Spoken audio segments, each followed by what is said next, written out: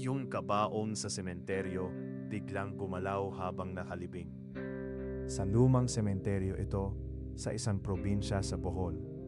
Bandang 10:00 ng gabi nang mangyari.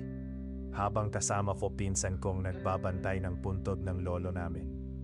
Tahimik sana, pero may gumalaw sa lupa na bagong tabon.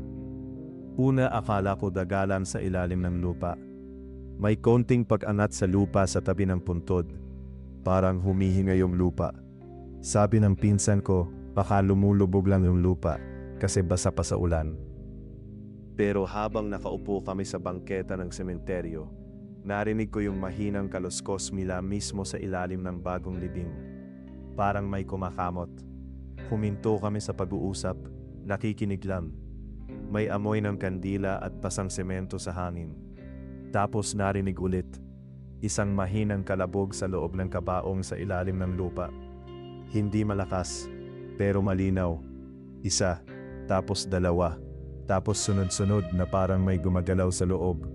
Tumayo pinsan ko. Sabi niya, baka may aso na nahulog sa hukay bago tinabunan. Pero yung kabaong, gumagalaw na talaga. Kita sa lupa. Dahan-dahan umuumbok. Biglang may tunog mula sa ilalim. Hindi kalabog, boses. Mahina, pero malinaw sa katahimikan. Parang matandang lalaki na hirap huminga.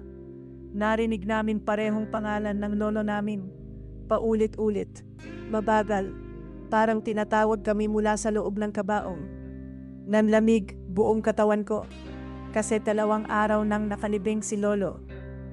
At ako mismo ang tumulong magsara ng takip ng kabaong niya. Tumakbo kami palabas ng sementeryo. Kinabukasan bumalik kami kasama barangay tanod at caretaker. Hinukay nila ulit yung puntod. Binuksan ang kabaong. Tahimik lahat habang nakapaligid. Nandoon si lolo. Pareho pa rin ang posisyon. Walang gasgas sa loob ng kahoy. Walang bakas ng galaw. Pero sabi ng caretaker, may isang bagay na mali. Basang-basa daw ang loob ng kabaong. Parang may humihingang tao doon buong gabi. Hanggang ngayon, hindi na ako nagbabantay ng batay sa sementeryo. Kasi nung gabing iyon, malinaw na malinaw yung boses na narinig ko. Hindi lang pangalan namin ang tinatawag. May isa pang pangalan na binulong si lolo bago kami tumakbo.